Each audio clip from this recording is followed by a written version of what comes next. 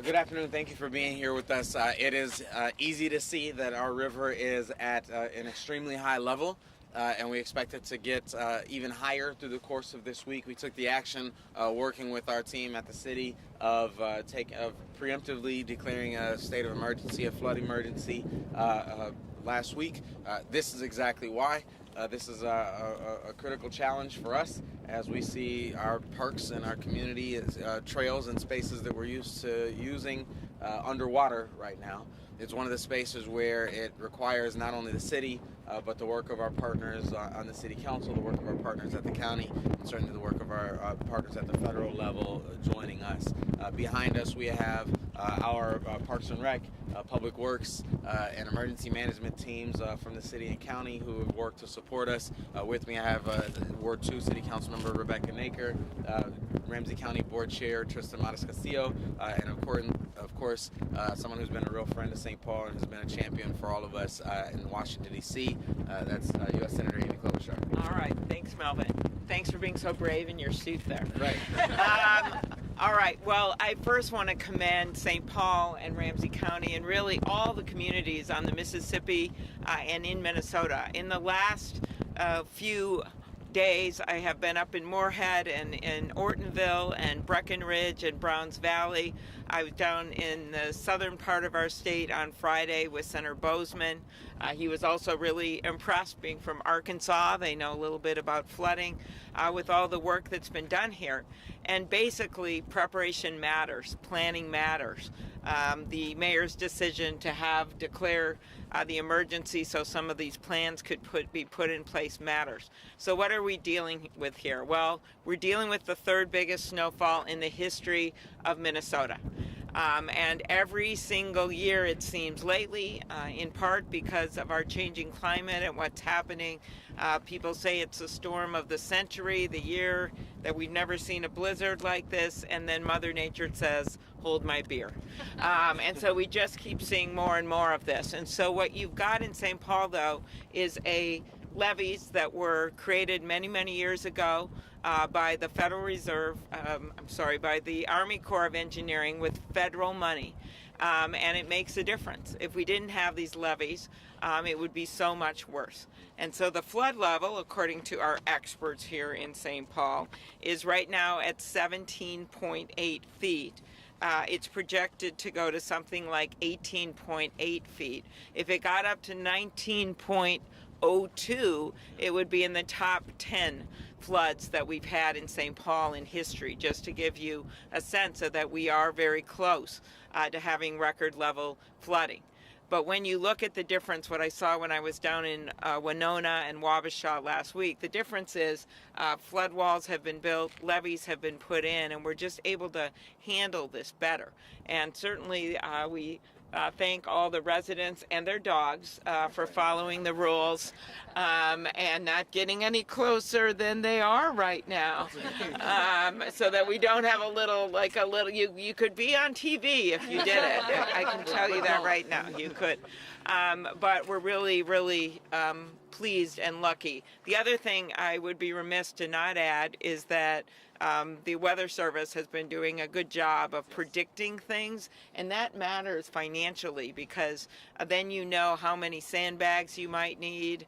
I know up in Fargo they actually made a bunch of sandbags only because they're at a lower water level. Moorhead decided to just hang on to what they had. That costs a lot of money when people do that. Same thing here in St. Paul. And we also have been fortunate. All of our struggles with the ice was a benefit to these guys back here. So because the way that things melted, they kept telling Melvin and me in that truck that we had such a nice melt. Perfect. And we're like, in the board chair, we're like, oh, thanks for mentioning that. Yes. But the advantage of that, as you all know, is that it would melt and warm up, gave it a chance to get into the ground, gave it a chance to not all melt at one time. All of those things conspired in a good way so that we are where we are today with announcements of positive news in that it looks like we're going to make it through this flood, but we still all got to follow the rules and just hope we don't have some gigantic rainstorm in the next 2 weeks. So I don't know if you want to add anything here, Commissioner. Sure. Thank you, Senator, and thank you for your partnership and your work and with the city. I think really the message here is it works because we have a great partnership and that we work so well together. Our emergency management, Ramsey County, also declared a flood emergency this week so that we could allow additional resources for this response, and we really appreciate that partnership and what that looks like and working with the city. It really is really fantastic.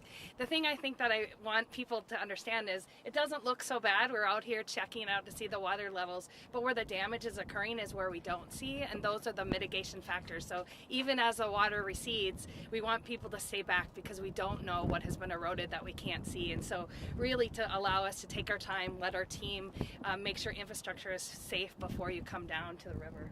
Good point. Yeah. Yeah, very good. And I'll note the infrastructure funding and the bipartisan infrastructure bill, some of which is coming right here to St. Paul with the bridge and the like, is also important around the state. Some of that money is being used for flood mitigation. The other thing that's been helpful to Minnesota is because we did have bad years of floods in the last decade or two.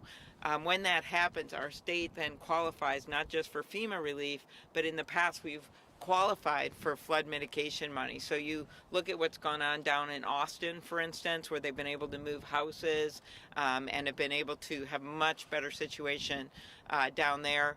And in some of our other communities, these flood mitigation projects, which have been paid for federally because you get more when you have a disaster, and you're able to use that money to prevent floods in the future, have also been going to good use. So thank you. I don't know, Councilmember, you want to add anything? Oh, I just want to say I know it's not easy to stand here and look at our beautiful Harriet Island looking the way that it does. This is not a time that I think we'd all like to be standing together in front of you, but it is a time when I am more proud than ever to be part of Team St. Paul, to be under the leadership of Mayor Carter, to be with the incredible team of federal and Ramsey County partners we have standing with us. Your leadership, Senator, has been outstanding, and we're very grateful for that. And thank you so much, Board Chair Mattis Castillo. And we really have an incredible team standing behind us. Emergency Director Rick Shute, Public Works Director Sean Kershaw, Andy Rodriguez with Parks and Rec. We really have the A-team that is coming together to handle this emergency. So thanks to everyone in advance for your cooperation and collaboration, and we'll get through this like we always do. Okay. Any questions? We got all the experts back here. I'm curious, just with the forecast another foot, are there new problem areas that you're watching?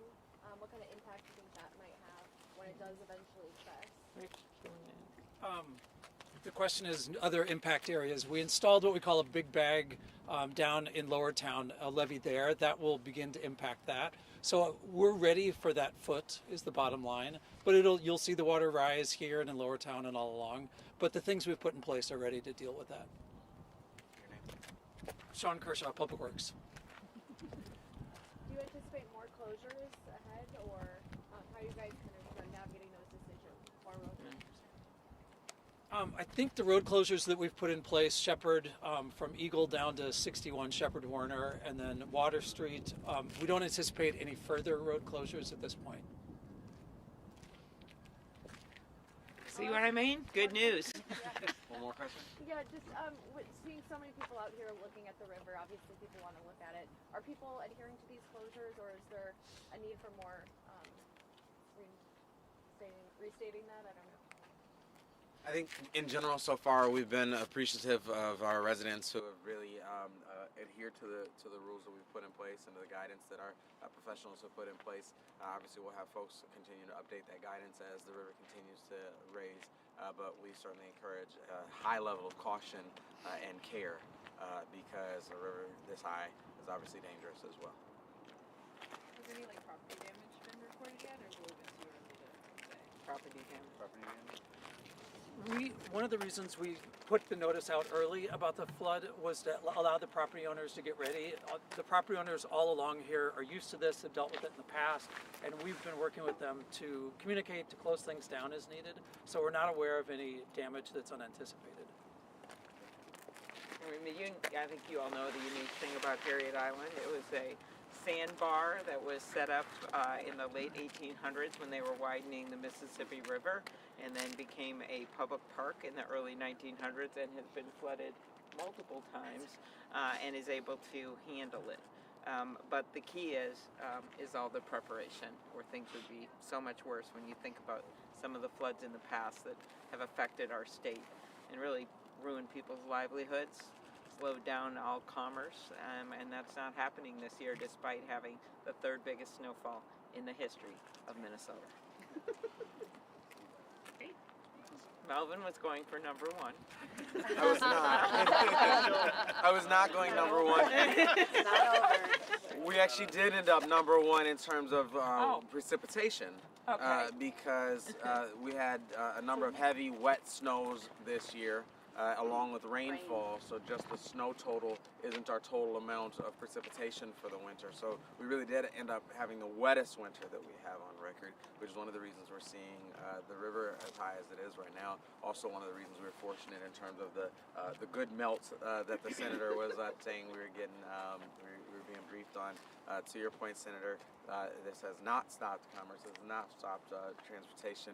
We work closely with the senator to make sure that we have the infrastructure in place to support all of the visitors and commuters who come to our city, come to our downtown year-round. We'll certainly see that in play today as we look forward to watching our hometown favorites, Minnesota Wild, That's right. in the playoffs today. Excellent, excellent. We do. Go Wild. Okay, go on. Okay, anything Thank you all. more? And remember, who was it that called this the perfect spring? You wanna come up and That's say right. that? That's Say that on TV here, Rick. Say it on TV, Rick. Rick Just Schutz, tell- Director of Emergency Management in the City of St. Paul. We did have a very favorable melt. No, you called it a perfect spring, Perfect spring. and every Minnesotan would disagree with you. The Minnesota flows into the Mississippi here, and actually the bottom half of the state kind of did melt before the top half of the state, and that helped things out as well, because the Minnesota dumping in and converging with the Mississippi does add to obviously the river level here. So. Okay, so for emergency managers, it was a perfect spring, not for the rest of us. Thank you, everyone. I just, as one point of note, I just want to know we've been joined by City Council President Amy Vermeulen as well. Hi, Amy. The partnership with the council has been amazing. We appreciate your Yeah, work. you want to say just a few words here? Okay. Thank you all. Thank you. Okay, see you. All right.